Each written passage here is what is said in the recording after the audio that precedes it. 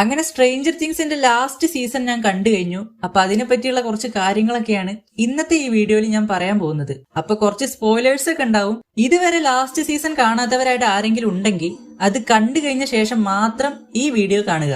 Last season എനിക്ക് കുഴപ്പമില്ല എന്നൊരു ഫീല് മാത്രമാണ് തന്നത്. ഒരുപാട് നല്ലതുമല്ല, എന്നാൽ അത്രയ്ക്ക് മോശമല്ല. ഏറെക്കുറെ എല്ലാ ആൾക്കാർക്കും അങ്ങനെ തന്നെയാണ് തോന്നിയിരിക്കുന്നത്.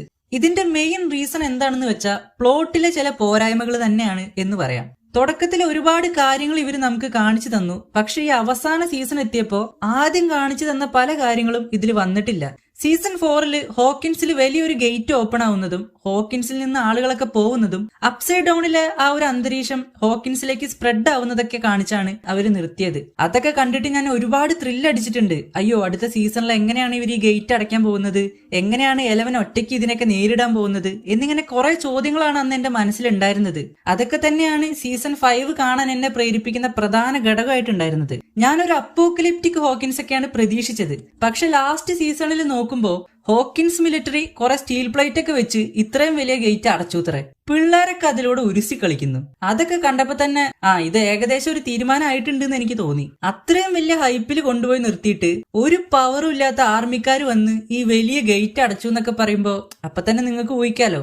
അടുത്തൊരു നെഗറ്റീവ് പോയിന്റ് ആയിട്ട് എനിക്ക് തോന്നിയത് അപ്സൈഡ് ഡൗണിൽ എങ്ങനെയാണ് ആർമി അത്രയും വലിയ ബേസ് ഒക്കെ പണിഞ്ഞത്. ആ സമയത്ത് വെക്ന ഇതൊന്നും അറിഞ്ഞില്ലേ, അതോ വെക്ന അവരെ വെറുതെ വിട്ടതാണോ? പിന്നെ നോക്കുമ്പോ പെട്ടെന്ന് ഡെമോഗോർഗൻ വരുന്നു, ആർമിക്കാര് സാധനങ്ങൾ കൊണ്ടുപോകുന്നതൊക്കെ തടയുന്നു. അങ്ങനെയാണല്ലോ ഹോപ്പർ ആദ്യം ഈ അപ്സൈഡ് ഡൗണിൽ ലോക്ക് ആവുന്നത്. അപ്പൊ പെട്ടെന്ന് വെക്ന എന്തിനാണ് ആർമിക്കാരെ അറ്റാക്ക് ചെയ്യുന്നത്? ഇത്രയും വലിയൊരു ബേസ് അവിടെ പണിതപ്പോ വെക്ന ഒന്നും ചെയ്തില്ല. പക്ഷെ ആർമിക്കാര് സാധനങ്ങൾ കൊണ്ടുപോകുമ്പോ വെക്ന അത് തടഞ്ഞു.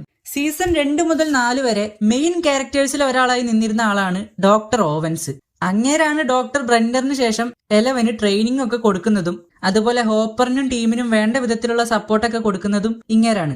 പക്ഷെ ഈ അവസാന സീസണിൽ അങ്ങേർക്ക് എന്താ പറ്റിയതെന്ന് പോലും ആരും പറയുന്നില്ല. കുറെ പേര് പറയുന്നു ഡസ്റ്റിന്റെ ലവർ സൂസിയെ ഈ സീസണിൽ കാണിച്ചിട്ടില്ല എന്നൊക്കെ. പക്ഷെ എന്നെ സംബന്ധിച്ച് അതിപ്പോ കാണിച്ചാലും കാണിച്ചില്ലെങ്കിലും ഇതിന്റെ പ്ലോട്ടിനെ വലിയ രീതിയിൽ ബാധിക്കണമെന്നില്ല. പക്ഷെ ഇങ്ങേരെ സംബന്ധിച്ച് അങ്ങനെയല്ല. ഇത് കഥയെ ബാധിക്കുന്ന ഒരു ക്യാരക്ടറാണ്. സീസൺ 4 ബ്രെന്നർ പെട്ടെന്ന് എവിടെ നിന്നാണ് പൊട്ടിമുളച്ചത് എന്ന ചോദ്യത്തിന് പ്രോപ്പർ ആയിട്ടൊരു ഉത്തരം തരാൻ പറ്റുന്ന ഒരേ ഒരു കഥാപാത്രമാണ് ഈ ഡോക്ടർ ഓവൻസ്. പക്ഷെ ആ കഥാപാത്രത്തെ ഡഫർ ബ്രദേഴ്സ് മറന്നു. അതുപോലെ മാക്സിന്റെ അമ്മ, അവർക്ക് എന്താണ് പറ്റിയത്? സ്വന്തം മകള് ഹോസ്പിറ്റലിൽ കിടക്കുമ്പോ അവരെന്താണ് കാണിക്കാത്തത്? സ്വന്തം മകള് ഹോസ്പിറ്റലിൽ കിടക്കുമ്പോ എന്തായാലും അവരുടെ അമ്മ വരണല്ലോ, അല്ലെങ്കിൽ അവര് മരിച്ചു പോയിണ്ടാവണം. ഇതൊന്നും ഈ സീസണിൽ പറയുന്നില്ല. അവസാനത്തെ ആ ഗ്രാജുവേഷൻ പരിപാടിയിൽ പോലും അവര് വരുന്നില്ല. അതുപോലെ ഈ 2 പോലീസുകാര് സീസൺ 1 മുതൽ ഇവരൊക്കെ ഉണ്ട്, സീസൺ 4 വരെ ഇവരൊക്കെ ഉണ്ട്. പക്ഷെ സീസൺ 5 ഇവരാരെയും കാണിക്കുന്നില്ല. അതായത് ചുരുക്കി പറയുകയാണെങ്കിൽ ഈ സീസൺ നിങ്ങൾ ശ്രദ്ധിച്ചു നോക്കുകയാണെങ്കിൽ ആ ഹോക്കിൻസ് ടൗണിൽ നടക്കുന്നത് ഇവരുടെ ഈ ടീമും കുറച്ച് മിലിറ്ററിക്കാരും അല്ലാണ്ട് വേറെ ആരും അറിയുന്നില്ല. വേറെ ആൾക്കാരൊന്നും അതിനെപ്പറ്റി ശ്രദ്ധിക്കുന്നില്ല. അങ്ങനെ കുറെ പോരായ്മകൾ ഈ പ്ലോട്ടിൽ വരുന്നുണ്ട്.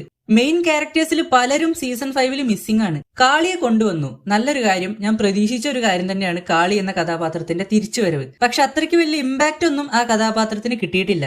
എന്തോ കാളി എന്ന് പറഞ്ഞിട്ടുള്ള ആ ഒരു പ്ലോട്ട് അവസാനിപ്പിക്കാൻ വേണ്ടി ആ കഥാപാത്രത്തെ വെറുതെ ഈ അവസാനത്തെ സീസണിൽ കൊടുന്ന പോലെ ഉണ്ടായിരുന്നു. അറിഞ്ഞിടത്തോളം സീസൺ 5 50 മണിക്കൂറോളം വരുന്ന ഫൂട്ടേജസ് ഉണ്ട് ഇവരുടെ. പക്ഷെ അതിൽ പലതും എഡിറ്റിംഗിൽ മിസ്സായി എന്നതാണ് സത്യം. അത് നിങ്ങളൊന്ന് ശ്രദ്ധിച്ചു നോക്കിയാൽ നിങ്ങൾക്ക് നേരെ മനസ്സിലാവും. ചില സീൻസ് ഒന്നും പ്രോപ്പർ ആയ ഒരു കണക്ഷൻ ഇല്ലാത്ത പോലെയാണ് വന്നിരിക്കുന്നത്.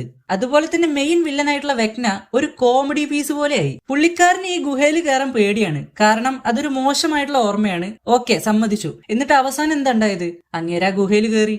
ഇത് ആദ്യം ചെയ്തിട്ടുണ്ടായിരുന്നെങ്കിൽ വെക്നയുടെ പ്ലാൻ എല്ലാം വർക്കൗട്ട് ആയിട്ടുണ്ടാവും.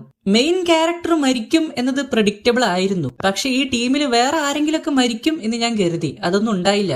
ഈ ഡെമോഗോർഗനും ഡെമോഡോഗ്സും എന്തിന് സീസൺ 4 നമ്മുടെ എഡിമൻസിനെ കൊല്ലുന്ന ഡെമോ ബാറ്റ്സ്, അതിനൊന്നും ഈ സീസണിൽ കണ്ടിട്ടേ ഇല്ല. അവരൊക്കെ അപ്സൈഡ് ഡൗൺ എന്ന് വേറെ എങ്ങോട്ടോ താമസം മാറി പോയി തോന്നുന്നു. ഈ ഡെമോഗോർഗനും ഡെമോഡോഗ്സ് ഒന്നും ഇവരുടെ ടീമിലുള്ള ആരും അറ്റാക്ക് ചെയ്യുന്നില്ല. അവര് ആർമിക്കാരെ മാത്രമേ കൊല്ലുന്നുള്ളൂ. ആ ഒരു ഹോസ്പിറ്റലിൽ വെച്ചിട്ടുള്ള ആ ഒരു സീനില് റോബിന്റെയും വിക്കിയുടെ മേലെ കൂടെ ഒക്കെ ചാടിയിട്ട് ആർമിക്കാരെ കൊല്ലുന്നു. അപ്പോഴും ഇവരെ ഒന്നും ചെയ്യുന്നില്ല. വെക്നയിലേക്ക് തിരിച്ചു വന്ന ആള് ഈ സീസണിൽ ഒരുപാട് നല്ലവനായിട്ട് മാറി. വില്ലിനെ വെറുതെ വിട്ടു, ജോയ്സിനെ വെറുതെ വിട്ടു, അവസാനം ഹോപ്പറിനെ കൊല്ലാൻ ഒരു അവസരം കിട്ടി, അയാളെയും വെറുതെ വിട്ടു. അതുപോലെ തന്നെ ഒരുപാട് ബിൽഡപ്പ് കൊടുത്ത് അവര് ബിൽഡ് ചെയ്ത് കൊണ്ടുവന്ന ഒരു സാധനമായിരുന്നു ഈ മൈൻഡ് ഫ്ലെയർ എന്ന് പറഞ്ഞ സംഭവം. ഹെൻറിക്ക് പവറൊക്കെ കൊടുക്കുന്നത് ഈ മൈൻഡ് ഫ്ലെയർ ആണ്. ഇത്രയും വലിയ പവർഫുൾ ആയിട്ടുള്ള ഈ സാധനത്തിനെ 5-6 വെടിവെച്ചും ബോംബെറിഞ്ഞും ഒക്കെ ഇവര് കൊന്നു. അത് അത്രയ്ക്ക് അങ്ങോട്ട് കൺവിൻസിങ് ആയിരുന്നില്ല.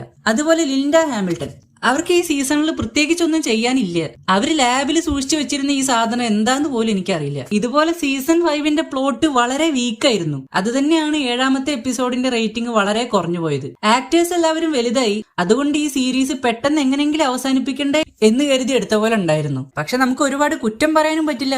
കാരണം സീസൺ 1 മുതൽ ഇത്രയും വർഷക്കാലം ഒരുപാട് ആളുകളെ ഈ ഫൈനൽ സീസണിന് വേണ്ടിയിട്ട് വെയിറ്റ് ചെയ്യിപ്പിക്കണമെന്നുണ്ടെങ്കിൽ അതിനൊരു പ്രത്യേക കഴിവ് തന്നെ വേണം. അത് സമ്മതിച്ചേ പറ്റൂ. ലാസ്റ്റ് സീസൺ കുറച്ച് മോശമായി തോന്നി എന്ന് വെച്ച് നമുക്ക് മുഴുവൻ സീരീസിനെ കുറ്റം പറയാൻ പറ്റില്ല. സ്ട്രേഞ്ചർ തിങ്സ് ഒരു കിടിലൻ എക്സ്പീരിയൻസ് തന്നെയായിരുന്നു തന്നത്. ക്ലൈമാക്സിലെ ഈ മൈക്കിന്റെ സീനൊക്കെ സൂപ്പറായിരുന്നു, ഭയങ്കര ഇമോഷണൽ ആയിരുന്നു. അതുപോലെ വില്ലിന്റെ ട്രാൻസ്ഫർമേഷൻ സീൻ, ഹോപ്പറിന്റെ അവസാനത്തെ ഈ ഒരു സ്പീച്ച്, ഇതേപോലെ കുറെ നല്ല വശങ്ങളും ലാസ്റ്റ് സീസണിൽ ഉണ്ട് കേട്ടോ. അതും കൂടെ പറയാം. ഇവരിത് ഒരുപാട് ഹൈപ്പ് കയറ്റി ഇത്രയും വെയിറ്റ് ചെയ്യിപ്പിച്ച് ഇറക്കിയതാണ് മൊത്തത്തിൽ പണിയായത്. 4 എപ്പിസോഡ് ആദ്യം ഇറക്കിയിട്ട് ബാക്കി അടുത്ത മാസം എന്ന് പറയുമ്പോൾ ഇത് കാണുന്നവർക്ക് ആകാംക്ഷ കൂടുകയാണ് ചെയ്യുക. എന്തായാലും ലാസ്റ്റ് സീസൺ ഇതുവരെ കാണാത്തവരൊക്കെ ഒന്ന് കണ്ടു നോക്കുക. ഒരു ആവറേജ് ഫൈനൽ സീസൺ അത്രേ എനിക്ക് തോന്നിയുള്ളൂ. വളരെ മോശം എന്ന് ഞാൻ പറയുന്നില്ല, വളരെ നല്ലത് എന്ന് ഞാൻ പറയുന്നില്ല. എന്തായാലും നിങ്ങൾക്ക് എന്താണ് ഇത് കണ്ടിട്ട് തോന്നിയതെന്ന് ഒന്ന് കമന്റ് ചെയ്യുക.